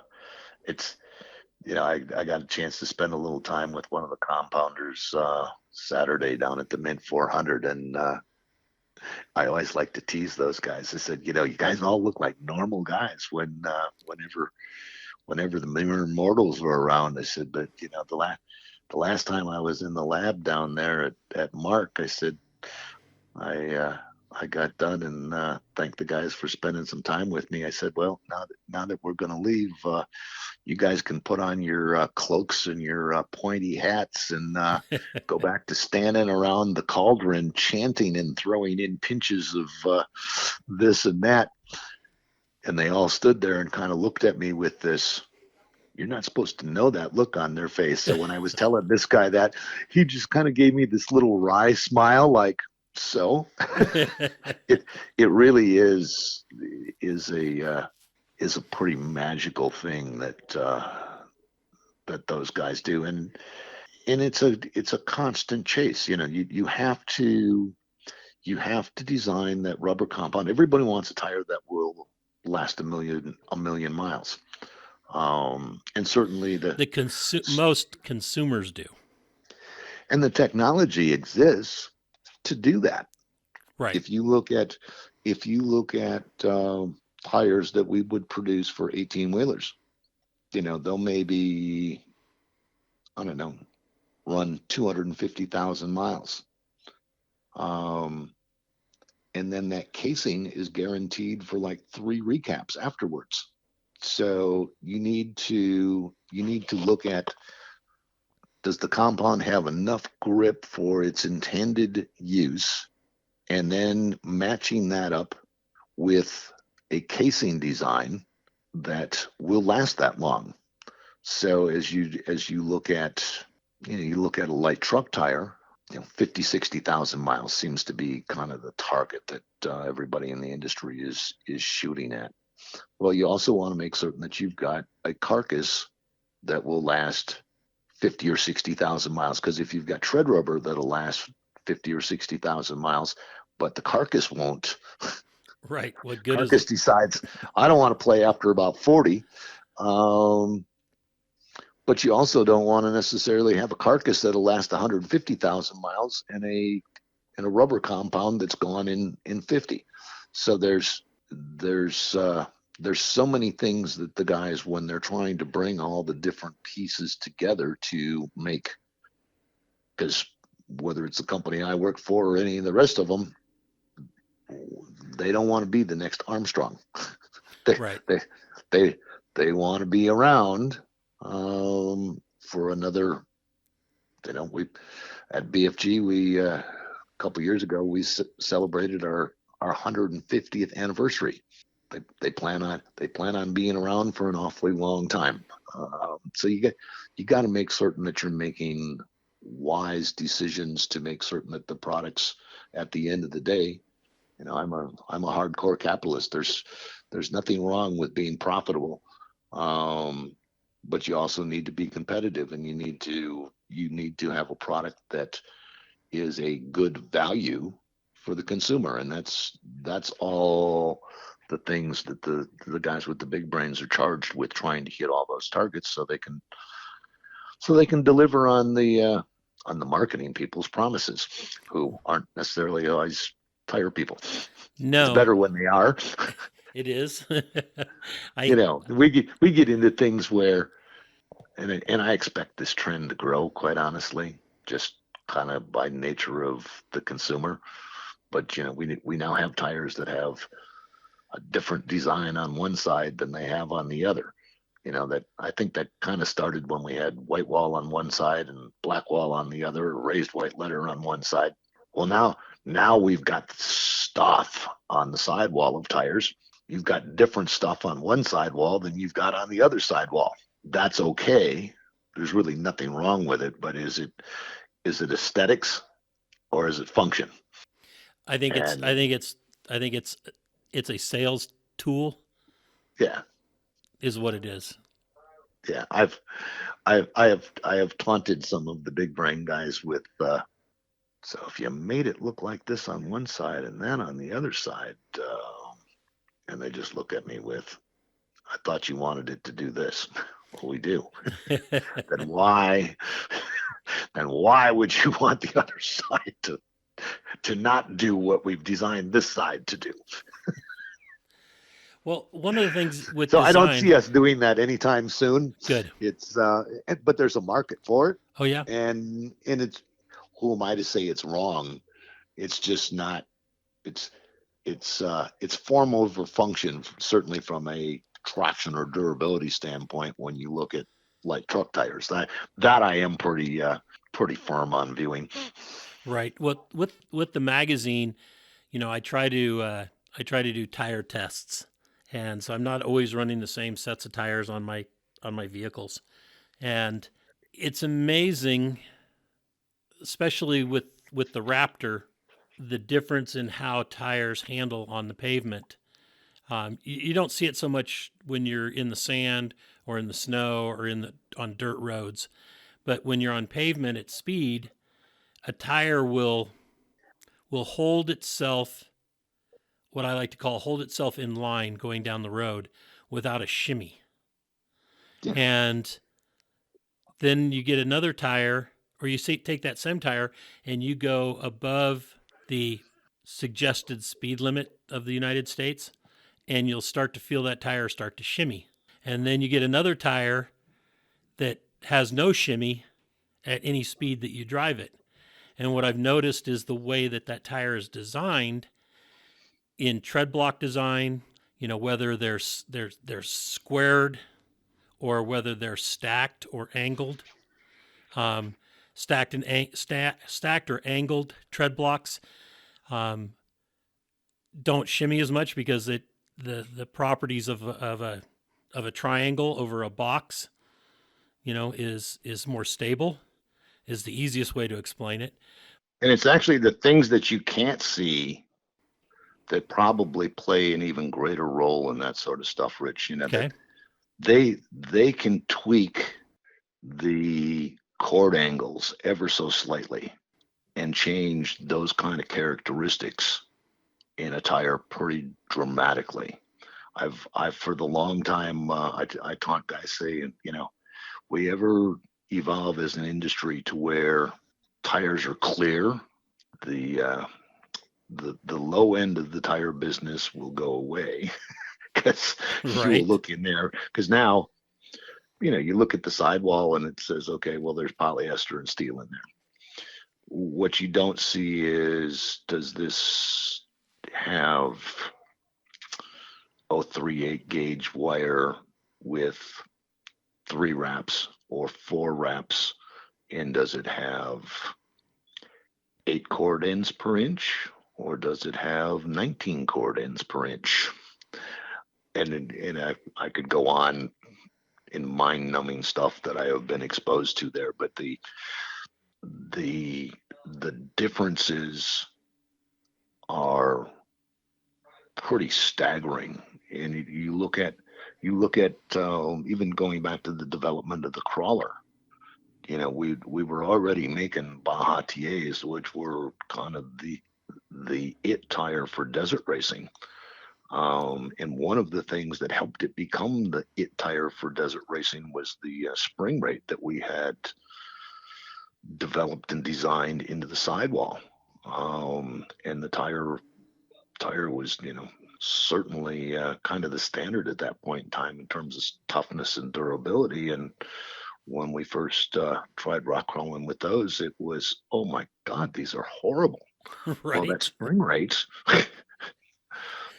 rate, while okay, you're not going to rip the sidewall out of one of these rock crawling with it. It's not that you can't, but you will have earned it by the time you do. Um, we had to get rid of that spring rate and still maintain all of that durability. So the things that you can't see, because the sidewall looked virtually identical early on. It was the things from an interior reinforcement standpoint So when you're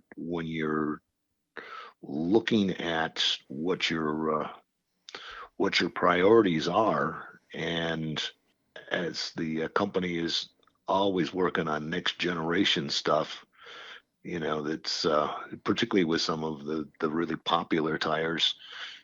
I know one of them that they're scrambling away now, and at the top of the on the top of the PowerPoint for the design criteria are big letters. Don't screw this up. It's like we're selling millions of these things, but we know you guys can make it better. But understand, Don't screw it up. don't screw it up. So, I've had over the years people go, when are you going to have something new? When they hit all the criteria. And would I like it today? Sure. Will I have it tomorrow? Maybe. It might be 2 years from now. The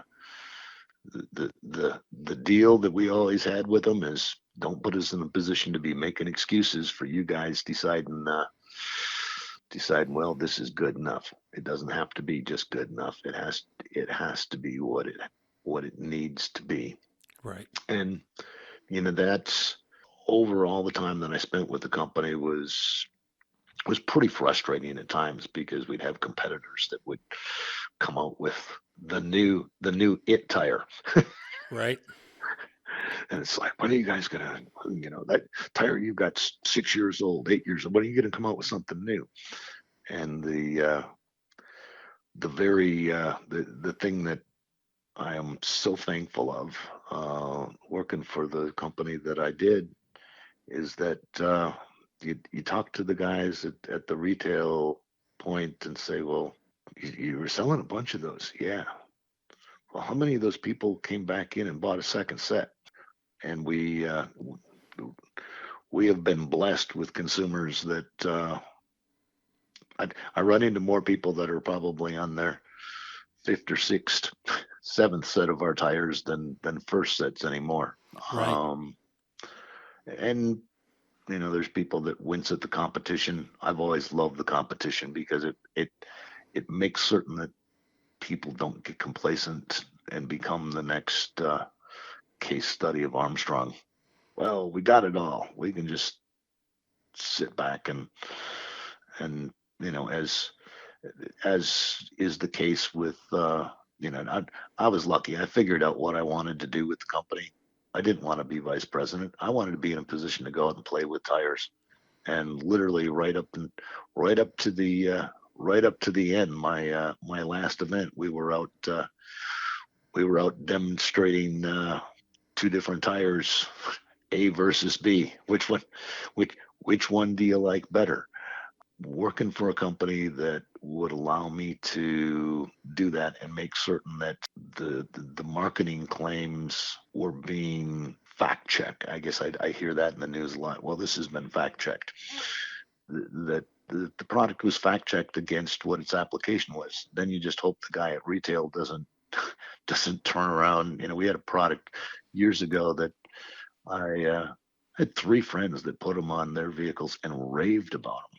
And it was probably one of our less successful tires because people were selling it for all the wrong reason. They were selling it as a less expensive alternative to the Goodrich all-terrain, and it wasn't an all-terrain. It was a light truck tire that would allow you to go off the pavement, which my view of going off the pavement is a lot different than going off road.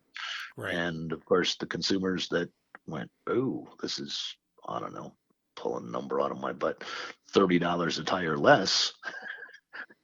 I'll take those, and then go, oh, well, these didn't do anywhere as close to what I expected them to do. And you'd start looking at the applications, and okay, so the guy that bought them to put them on his truck that he towed his boat was thrilled because they had all the traction he wanted to pull it up that wet boat ramp.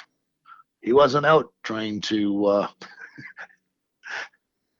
show off on his favorite black bare section of trail out there. So, there's a lot of things that can go right.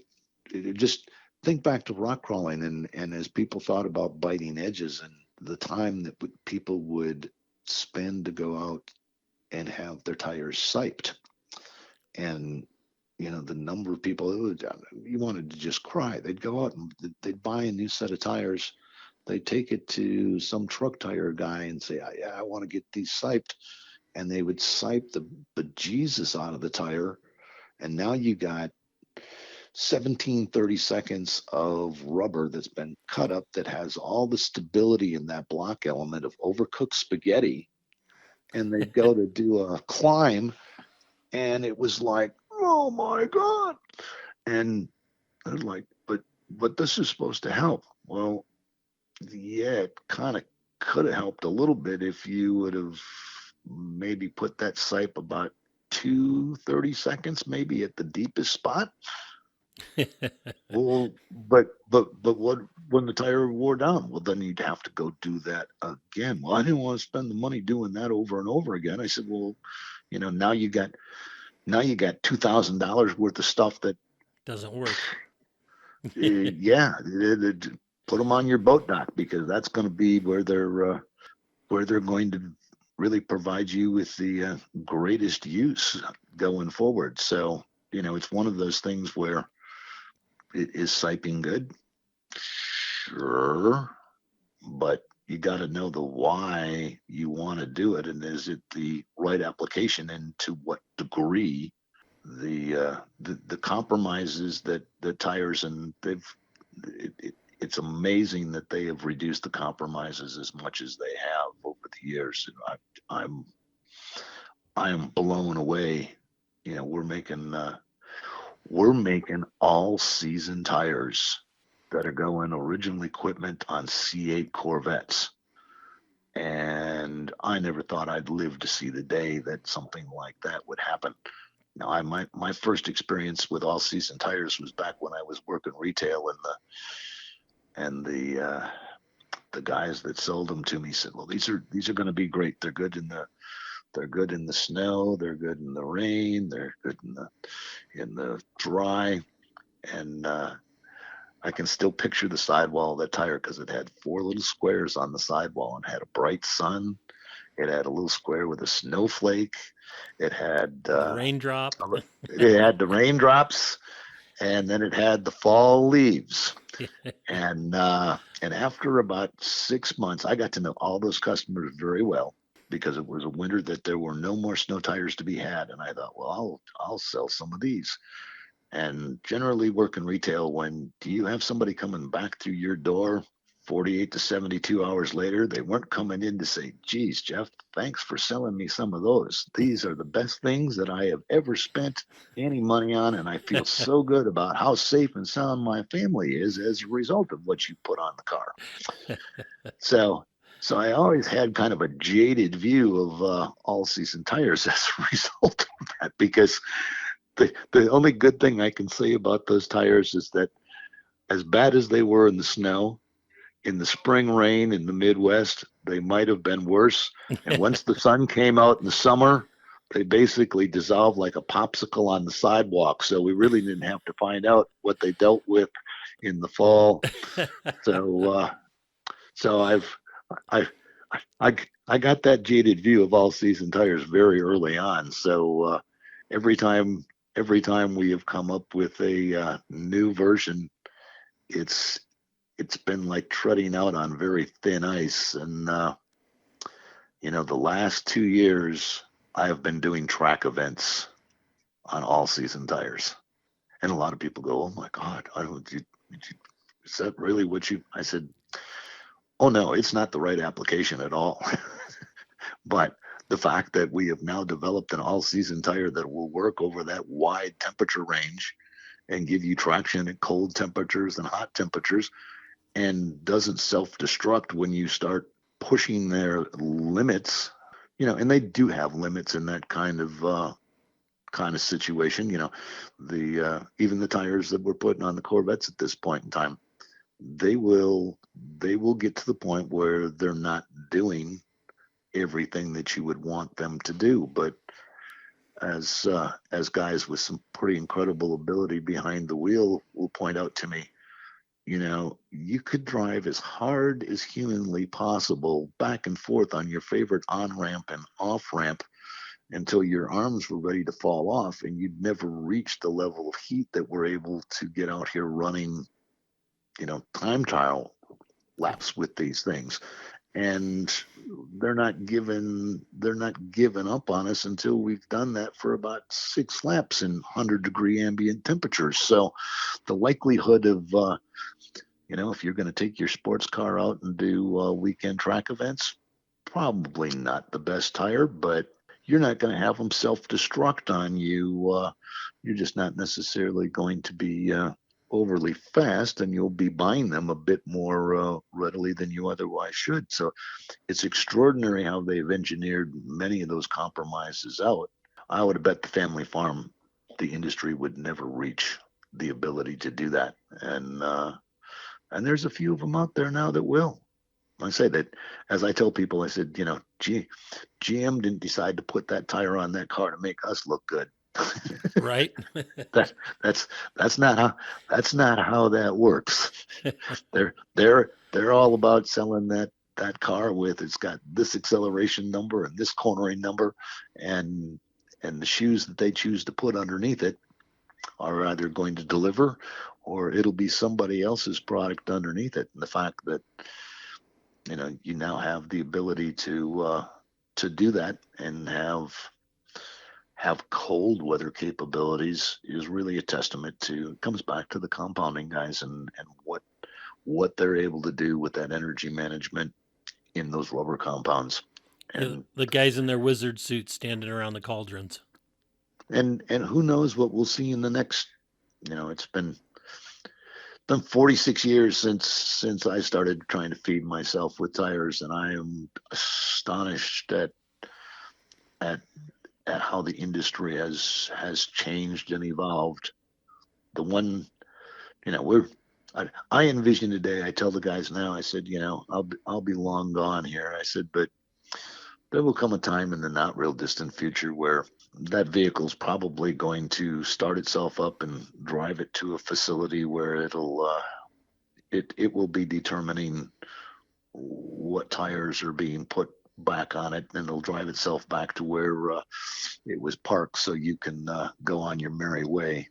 But the one end of this business that's going to be the same is going to be the enthusiast.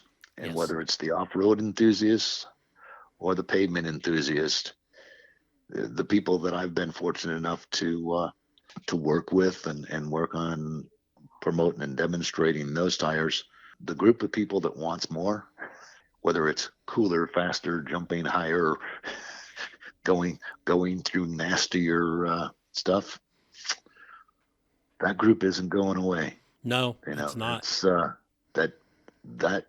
that audience is going to continue to be there.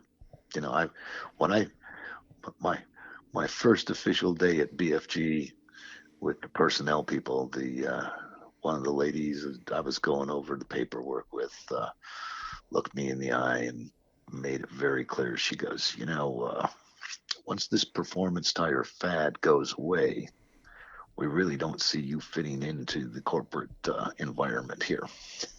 And I go, oh, what do you mean? She goes, well, people are not going to be buying these big wide tires or these knobby things. That's going to be a passing fad. And I went, oh, okay. How long do you think that's going to last? And she goes, I don't know, maybe 2, maybe 3 more years. And I went, oh, cool. Because at that point, that'd be about as long as I'd been employed doing anything else. So I was all in. That was kind of looking like long-term employment. And it's as long as there are consumers out there that want more, I'm pretty certain that my employer wants to be at the forefront of trying to meet their needs. And that was the fun part of my job. It was all about helping the guys with the big brains hone in on the targets, and then getting the tires. That was a tough thing about actually finally saying I would retire, because I spent 90% of my time out showing off tires with folks going, "Wow, Getting paid to this is drive. this is your job." Well, it's not much of one, but it's what I do. Um, and there would always be somebody in accounting going, "Why are you buying tires? We make tires." Well, yeah, but we don't make those. So if I'm going to go out doing stuff, I kind of want some of ours and some of theirs. And, well, okay, does your boss know this? Well, yeah, he signed it. Right? You can't compare apples to apples and expect to get oranges.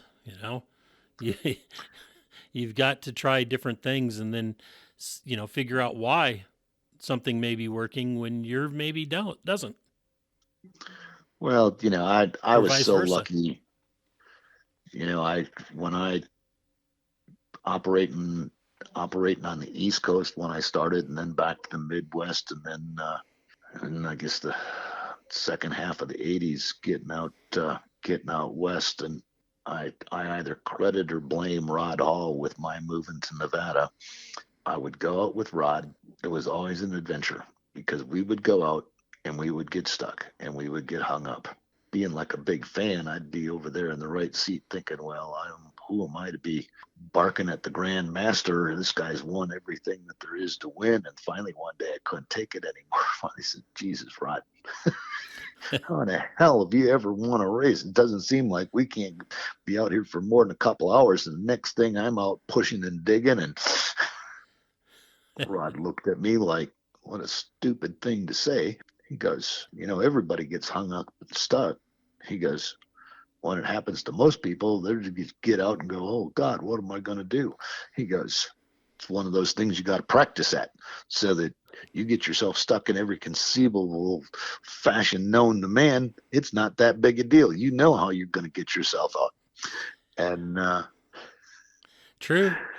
and we would go out with different vehicles with different tires. Well, Rod being the driver and me being the generally behind the back bumper pushing, looking at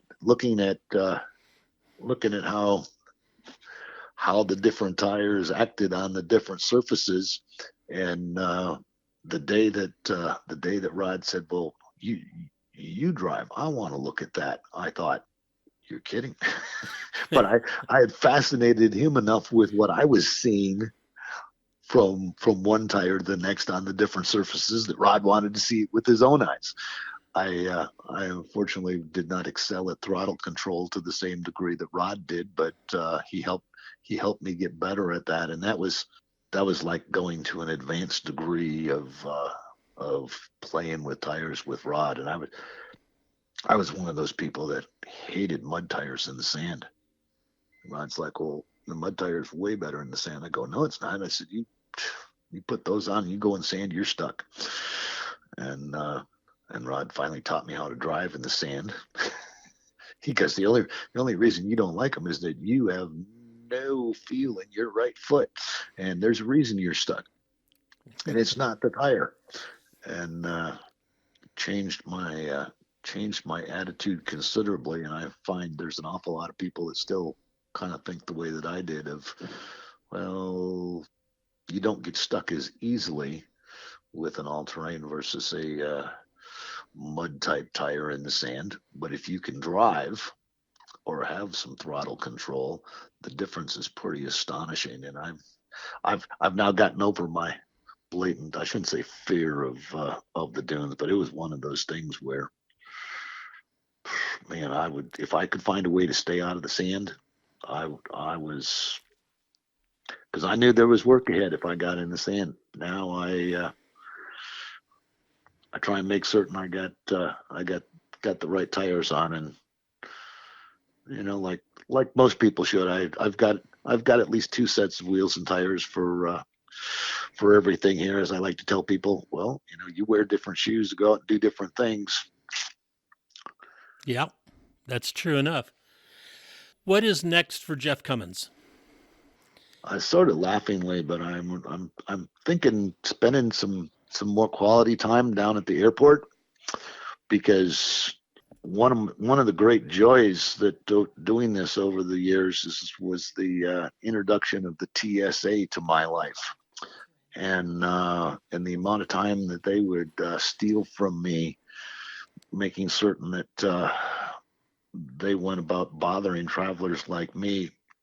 So I'm thinking going to the airport with some of my less than stellar looking vehicles and turning off the battery switch so that I'm stalled out behind them at shift change when they're panicking trying to get someplace in a hurry. And watching them have little meltdowns would be a great use of my time. But I should probably do something a little more productive than that.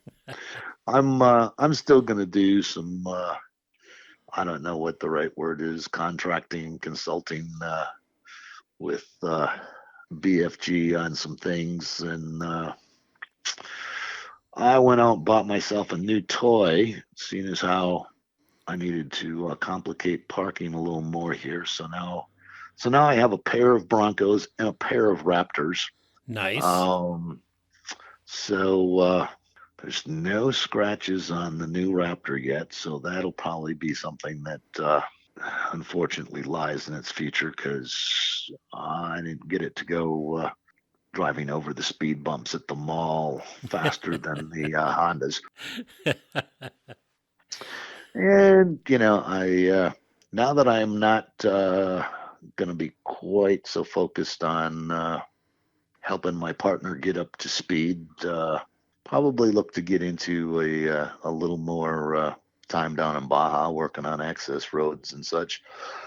Had a couple people this weekend of like, you know, you should just write a book that you could sell to all of the teams for roaming around Baja. I'm like, yeah, I'm not certain it would pay off from a sales standpoint, but always been intrigued on how do you get over that hill and what does it connect to. So Right.